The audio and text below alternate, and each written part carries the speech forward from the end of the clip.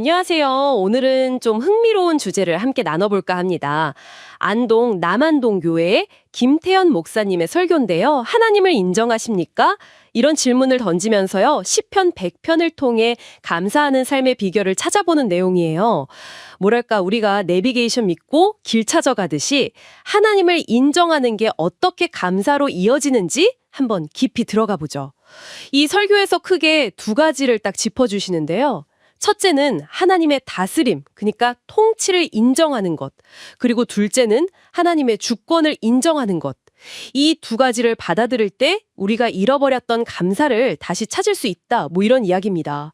자, 한번 자세히 들여다볼까요? 네, 첫 번째로 하나님의 통치 인정 부분부터 좀 살펴볼까요?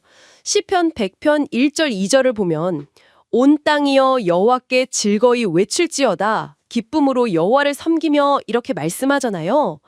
이게 고대 근동에서 백성들이 승리한 왕에게 환호하면서 당신이 우리의 통치자입니다 하고 인정했던 것처럼 우리가 기쁘게 찬양하는 행동 자체가 하나님의 다스림을 인정하는 표현이다. 이 해석 참 신선했어요. 네, 맞아요. 그 통치를 인정하는 게 핵심인데, 근데 솔직히 말해서 우리가 살면서 걱정이나 염려 때문에 그런 기쁨, 찬양이 잘 안 나올 때가 많잖아요. 설교에서는 바로 이 지점을 사도 바울의 육체의 가시 비유로 설명해 주시더라고요. 이게 참 인상 깊었어요. 아, 육체의 가시요? 네네. 바울이 정말 간절히 기도했잖아요, 이거 없애달라고. 근데 하나님 응답은 좀 달랐죠.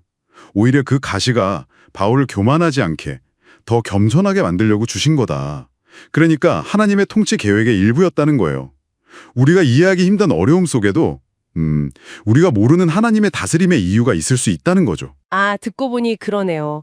그 육체의 가시 비유는 정말 많은 걸 생각하게 만들어요. 그걸 깨달은 바울이 오히려 약함 속에서 기뻐하고 감사하게 되었다는 그 전환점.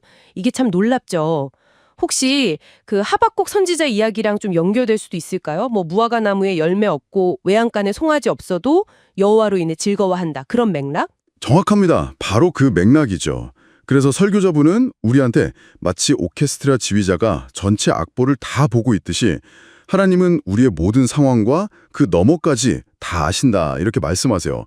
그러니까 당장 내 감정이나 이해 수준으로는 받아들이기 힘들어도 그분의 통치를 믿고 스스로에게 찬양을 명령하라는 권면을 하시죠. 찬양을 명령하라. 감정이 안 따라와도요? 네, 믿음으로 찬양을 선택하는 행위 자체가 통치 인정의 시작이라는 거예요. 혹시 지금 듣고 계신 분들 삶에도 육체의 가시처럼 느껴지는 어려움이 있으시다면요.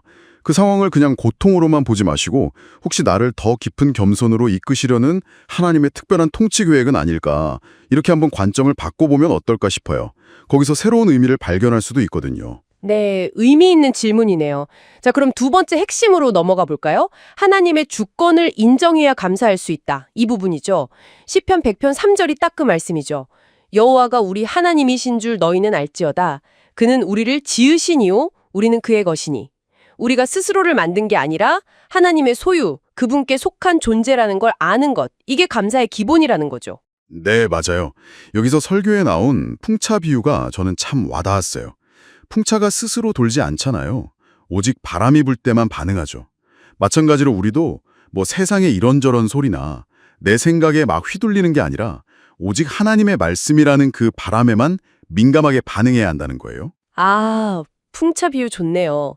하나님의 말씀이라는 바람에만 반응한다. 네, 그게 바로 주권 인정의 실제적인 모습이라는 거죠. 근데 그게 말처럼 쉽지는 않을 것 같아요. 세상에는 뭐랄까 너무 다른 바람들이 많으니까요.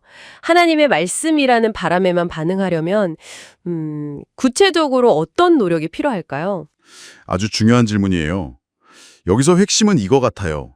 우리가 절대 하나님의 자리를 대신하려고 하면 안 된다는 거. 설교에서 요셉 이야기를 예로 드시는데 이게 정말 강력하죠. 요셉 이야기요?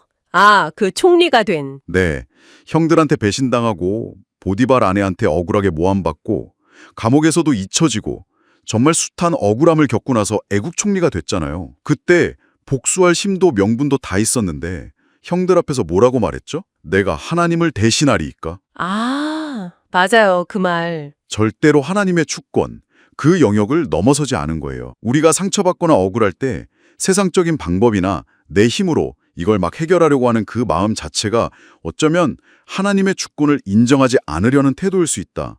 이런 지적이 참 날카롭죠. 와, 정말 그렇네요.